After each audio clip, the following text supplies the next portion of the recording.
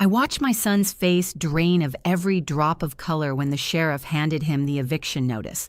Behind me stood the actual property owner, me, and behind him stood the couple he'd been illegally collecting rent from for 3 months. The same couple who'd been kind enough to call me in my hospital bed and tell me what was really happening to my house. My name is Diane Mitchell. I'm 72 years old, and I want to tell you about the day I discovered that nearly dying wasn't the worst thing that happened to me this year. Before we get into this, I'd love to know, where are you watching this from? Drop your location in the comments. I'm telling you this story because I need you to understand that sometimes the people who hurt us most are the ones we raised with our own hands. Let me take you back to March of this year. I'd been living in my 3-bedroom colonial in Portland, Oregon for 42 years. My late husband David and I bought it in 1982 when our son Trevor was just 2 years old. We raised him in that house. Every bedroom had memories painted on the walls. David passed 8 years ago, and I'd lived alone since then, perfectly content with my garden, my book club, and my weekly dinners with Trevor and his wife Shayna. I thought I was one of the lucky ones. My son visited every Sunday. He mowed my lawn without being asked. He fixed my leaky faucet last fall. Shayna baked me banana bread every other week, my favorite. When they'd been married 5 years ago, I'd given them a substantial gift of $25,000 to help with their down payment. I thought we were close. I thought I knew them. March 19th changed everything. I was in my kitchen making coffee when the right side of my body stopped working. Just stopped. The mug slipped from my hand and shattered on the tile floor, but I couldn't look down at it because my neck wouldn't turn. I tried to call out, but my words came out slurred and wrong. I managed to hit the medical alert button I wore around my neck, the one Trevor had insisted I get 6 months earlier. Now I understand why he was so adamant about it. He was planning ahead.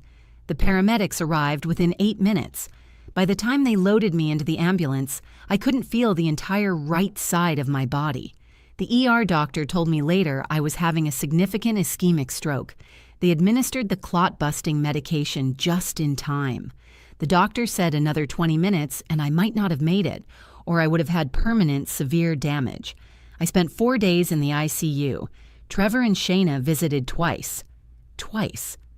Trevor held my hand on day 2 and told me not to worry about anything. He said he'd take care of everything. He said I should focus on getting better and not stress about the house or bills or any of it. He took my house keys from my purse, said he needed them to check on things, water my plants, get my mail. I was so grateful. I squeezed his hand with my left one, the only one that still worked properly, and I felt tears run down my face because I thought my son loved me. What a fool I was.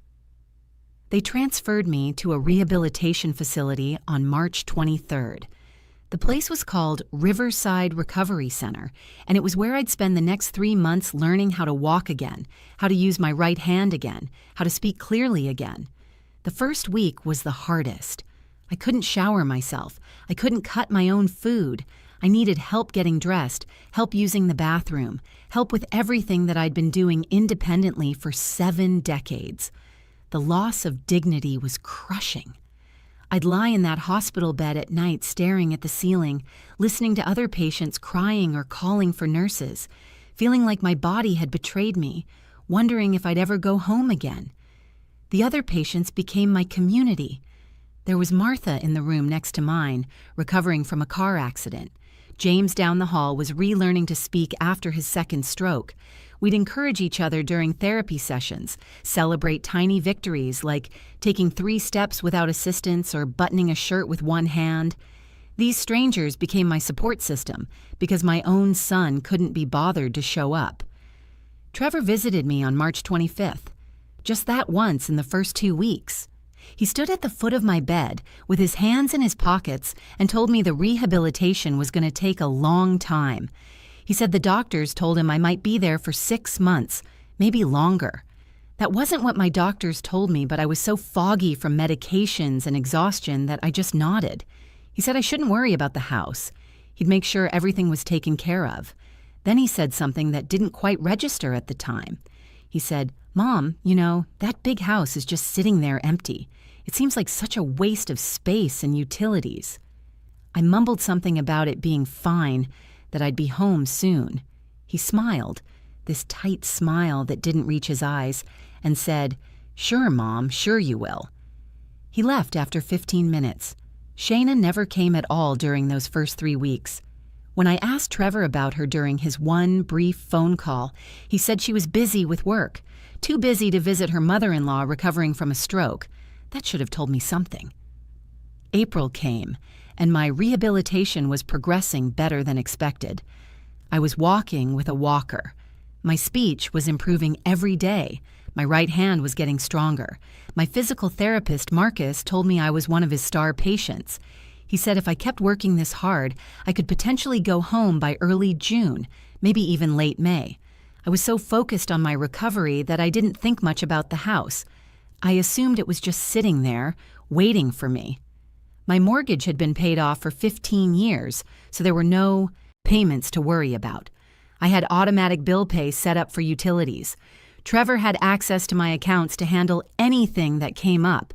I'd given him power of attorney years ago when David died, just in case something like this ever happened. I trusted him with everything I had. On April 7th, I got a phone call that changed everything. I was in my room after lunch, practicing my hand exercises, when my cell phone rang. It was a number I didn't recognize, local area code. I almost didn't answer, but something made me pick up. "Mrs. Mitchell?" A woman's voice, youngish, uncertain. "Yes, this is Diane." "Mrs. Mitchell, my name is Amanda Torres. I'm calling because I think there's something you should know. My husband and I were renting your house on Maple Street." I went completely still. "I'm sorry, what?" "We're renting your house. We moved in on April 1st. Your son, Trevor, he's the one who showed us the property and handled everything. We signed a lease with him and his wife, Shayna. But Mrs. Mitchell, something doesn't feel right about this whole situation." My heart was pounding so hard I could hear it in my ears. "What do you mean you're renting my house? I'm recovering from a stroke.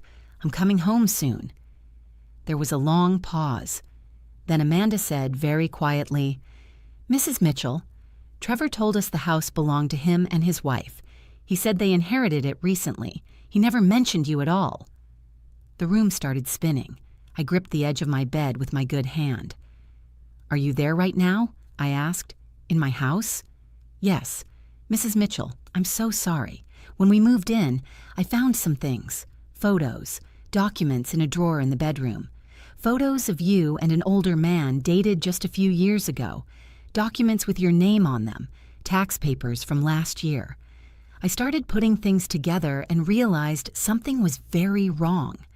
I found your phone number on one of those documents. Trevor doesn't know I'm calling you." I want to pause here for just a second.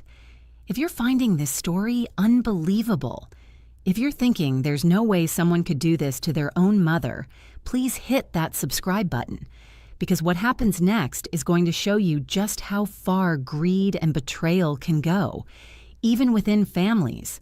And trust me, you won't want to miss how this ends. "Amanda," I said, my voice shaking, "can you tell me exactly what's happening? Every detail." Over the next 30 minutes, Amanda Torres told me everything. She and her husband Carlos had been looking for a rental house in a nice neighborhood. They'd found the listing on Craigslist, my house, advertised for $2,000 a month. Trevor had shown them the property, told them it belonged to him and Shayna, said they'd inherited it and decided to rent it out for extra income. He'd seemed professional, friendly, showed them around like he owned the place. They'd signed a lease, paid first month's rent, last month's rent, and a security deposit. $5,000 total, cash, handed directly to Trevor. Amanda said Trevor and Shayna had cleared out a lot of my personal belongings, but left some furniture.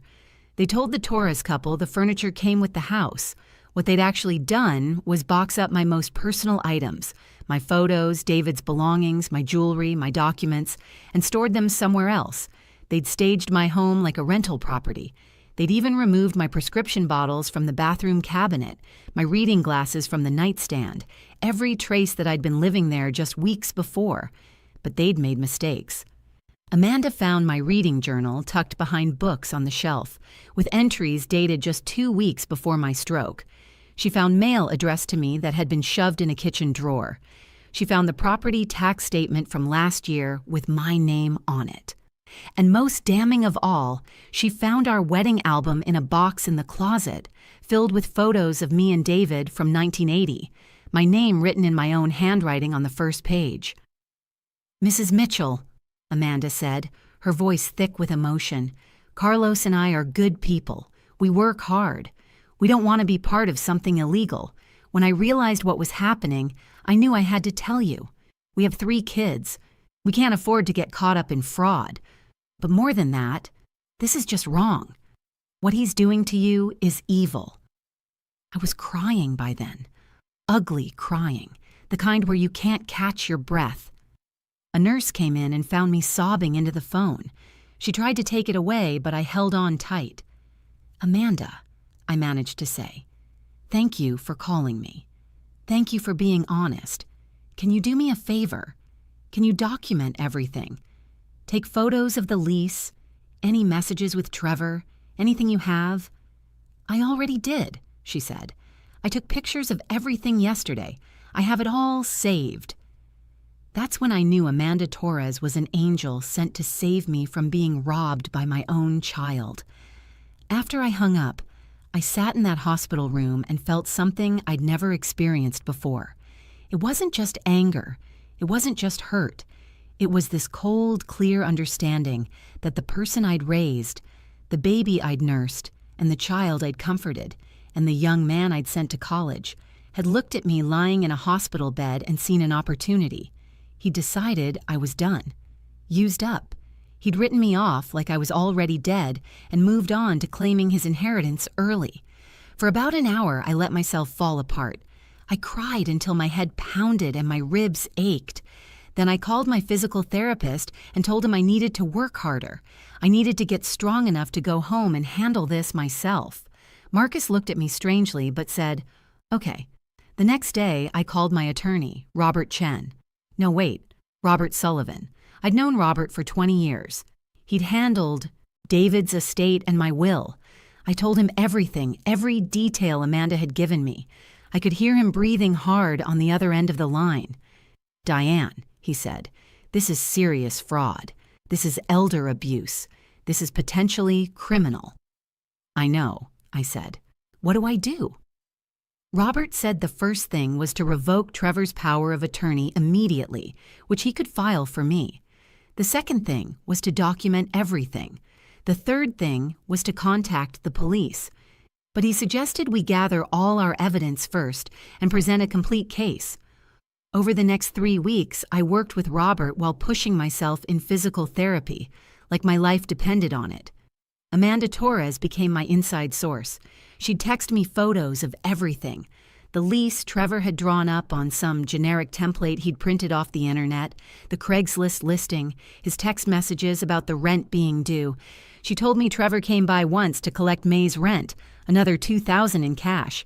He told them to always pay in cash, no checks, no paper trail. He'd even given them a fake receipt book, the kind you can buy at any office supply store, so it looked official. My son was stupid and greedy, a terrible combination. I also learned from Amanda that Trevor and Shayna had told their friends they were house-sitting for me while I recovered. They'd been throwing parties at my house. My neighbors had seen cars parked up and down the street on weekends.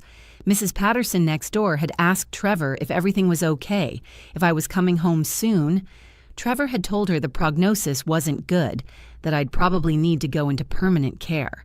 He'd actually stood on my front porch and told my neighbor of 20 years that I was never coming home.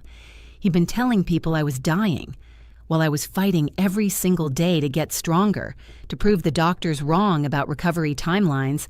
My son was out there planning my funeral and spending my money. I also discovered through Amanda that Shayna had been using my kitchen, cooking meals with my pots and pans, having her friends over for wine nights in my living room. They'd treated my home like their personal vacation house.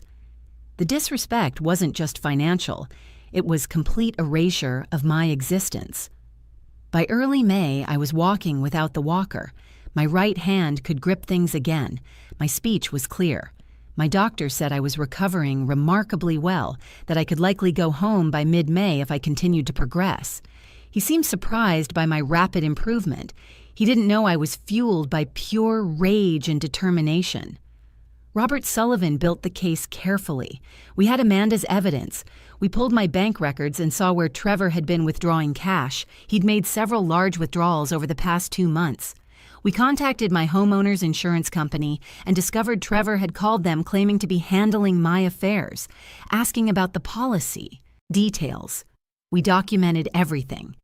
Then Robert contacted the Portland Police Department and explained the situation. Because this involved fraud, elder abuse, and illegal rental activity, they took it seriously. A detective named Sarah Morrison was assigned to the case. She interviewed me by phone, reviewed all our evidence, and told me she'd coordinate with us for when I was ready to return home. Mrs. Mitchell, Detective Morrison said, what your son did is not only morally reprehensible, it's criminal. We're going to make sure this is handled appropriately. I scheduled my discharge for May 18th. Robert arranged everything with surgical precision. We coordinated with Detective Morrison. We made sure Amanda and Carlos knew exactly when to expect us. I didn't tell Trevor I was coming home. As far as he knew, I was still struggling in rehab, still weak, still not a threat. May 18th arrived on a Tuesday morning. I was dressed in real clothes for the first time in 2 months. Jeans, a sweater, comfortable shoes. I'd lost 15 pounds and my hair had gone grayer, but I felt stronger than I had in years. Robert picked me up from Riverside Recovery at 9 in the morning. We drove to the police station where Detective Morrison was waiting with 2 uniformed officers and the paperwork for Trevor's arrest. At 10:30, we pulled up to my house. My house. The home I'd lived in for 42 years, the place where I'd raised my son, the walls that held every memory of my marriage. There was a strange car in the driveway, Amanda and Carlos's sedan. The lawn had been mowed recently. My flower beds looked weedy and neglected, but the house itself looked the same. It looked like home. Robert helped me out of his car. The police cruiser pulled up behind us. Amanda opened the front door, my front door, and stepped out onto the porch. Her eyes were red, like she'd been crying. "Mrs. Mitchell," she said, her voice shaking, "he's here. Trevor came by an hour ago to collect June's rent early. He's inside right now." Detective Morrison nodded to the uniformed officers. One of them handed me my house keys. Amanda had made copies and given them to Robert last week as evidence. I held those keys in my hand, feeling their weight. "Are you ready?" Robert asked me quietly. I looked at him, this kind man who'd been David's friend and mine for 2 decades. I've never been more ready for anything in my life. I unlocked my front door and walked into my own house. The living room looked different. They'd rearranged the furniture. My wedding photo that used to hang above the fireplace was gone. In its place was some generic beach scene print from HomeGoods. I could smell someone else's cooking, someone else's life being lived in my space. I heard voices from the kitchen. Trevor's laugh. Shayna saying something about going out to dinner later. I walked through my living room, past my dining room, and stood in the doorway of my kitchen. Trevor was sitting at my kitchen table, the table David and I had bought 30 years ago, the table where we'd eaten thousands of family dinners. He was counting cash, $100 bills spread out in front of him. Shayna was standing at the counter drinking coffee from my favorite mug, the one that said, "World's Best Mom," that Trevor had given me for Mother's Day when he was 12. They didn't see me at first. Trevor was saying, "That's $4,000 for May and June. These idiots are so easy. They believe everything I tell them." That's when I spoke. "Hello, Trevor." I've never seen someone go from relaxed to terrified so fast. His head snapped up, and I watched his face go from normal color to white to gray, like I was watching the life drain out of him in real time. The cash slipped from his hands and scattered across the table. Shayna dropped the mug. It shattered on the floor, coffee spraying everywhere. "Mom?" Trevor's voice came out strangled. How are you? "Home," I finished for him. "I'm home, Trevor, in my house. The house you've been illegally renting to people while telling them you inherited it. The house where you've been collecting cash payments and throwing parties and living your best life while I fought to relearn how to walk. He stood up so fast his chair fell backward. "Mom, I can explain." "Save it."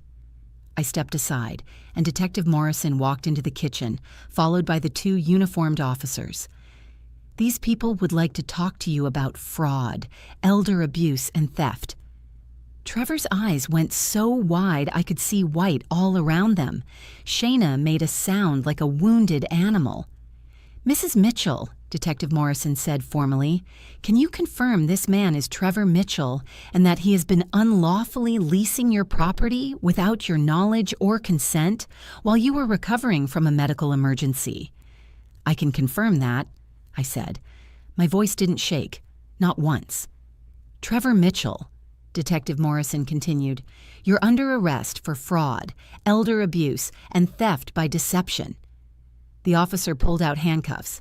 That's when Trevor started babbling. "Mom, please, you don't understand. We needed the money. Shayna lost her job. We have bills. I was going to tell you. I was going to give you the money. This is all a misunderstanding. Mom, please, I'm your son." I looked at this man, this stranger wearing my son's face, and I felt nothing but cold disgust. "My son died the day he decided to steal from his mother while she lay in a hospital bed," I said. "My son died when he told people I was never coming back, that I was too far gone to matter anymore. You're not my son. You're a thief who happens to share my DNA." They put the handcuffs on him. Shayna was crying, saying she didn't know. She wasn't part of it, but Amanda had text. Messages from Shayna, too, coordinating showings and discussing the rental income. They arrested her as well. As the officers led them out, Trevor looked back at me one more time. "Mom, I'm sorry, please don't do this." I didn't respond. I just watched him being walked out of my house in handcuffs. Amanda and Carlos were standing in the living room with Robert. Amanda was crying. "Mrs. Mitchell, we'll move out immediately. We're so sorry we got involved in this." "Amanda," I said, walking over to her, "you saved me. You could have just enjoyed cheap rent and said nothing. Instead, you called me and told me the truth. You documented everything. You helped me get my home back." I turned to Robert. "Can they stay until they find another place? I'll honor whatever time they need to relocate properly." Robert nodded. "We can draw up a proper month-to-month lease if you'd like. Given that they were victims of fraud as well, the court will likely order Trevor and Shayna to return their deposit and rent payments." Amanda sobbed and hugged me. Carlos shook his head in disbelief. The police searched the house and found boxes of my belongings in the garage. My photos, David's things, my jewelry, all tucked away like trash. They took photos for evidence, and then I spent the rest of the day going through my house room by room, seeing what my son had done to my home. Trevor and Shayna were formally charged 3 days later. The district attorney told me they were facing significant prison time, up to 5 years each for the felony elder abuse charges alone, plus additional time for fraud and theft. Trevor's public defender tried to argue that he'd only been trying to preserve my assets, that he'd planned to give me the money eventually, that he was under financial stress and made a poor decision. Robert stood up in court and presented our evidence. The Craigslist ads, the fake lease, the text messages where Trevor called the renters idiots for believing him, the bank records showing cash withdrawals that matched the rental payments, withdrawn just hours after collecting rent from the Torres family, the testimony from Amanda and Carlos about how Trevor explicitly told them he'd inherited the property, the statements from my neighbors about the parties and Trevor's claims that I was dying, the photos of my belongings boxed up in the garage like I was already gone. The prosecutor also presented phone records showing that Trevor had called me exactly 3 times during my entire rehabilitation. 3 calls in 2 months while his mother fought to relearn how to walk. Each call had lasted less than 5 minutes. Compare that to the 17 calls he'd made to the Torres family about rent collection and property issues. The judge looked at Trevor with such contempt. She said, "You exploited your mother's medical crisis for personal gain. You attempted to steal her home while she fought to recover from a stroke. You demonstrated a pattern of deception that involved not just your victim, but innocent third parties who trusted you. This court finds your actions particularly egregious given the trust relationship involved. You didn't just commit fraud, you committed it against the woman who gave you life. Trevor's bail was set at $50,000. He couldn't make it. He sat in jail for 6 weeks before his parents, Shayna's parents, mortgaged their own house to bail them both out. By then, I'd already changed my will. Robert drafted a new one that specifically disinherited Trevor and Shayna. Every penny of my estate would go to charity. Trevor would get nothing.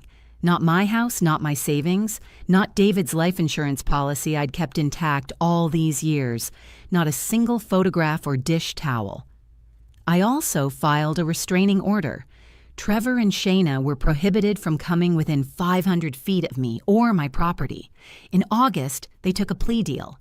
3 years in prison for Trevor, 2 years for Shayna, plus 5 years probation after release, and full restitution to both me and the Torres family. They also had to cover my legal fees, nearly $30,000. I was there in court when they were sentenced. Trevor looked at me one last time before they took him away. I met his eyes and didn't look away. I wanted him to see that I was fine without him, better than fine. I'd survived the stroke. I'd survived his betrayal.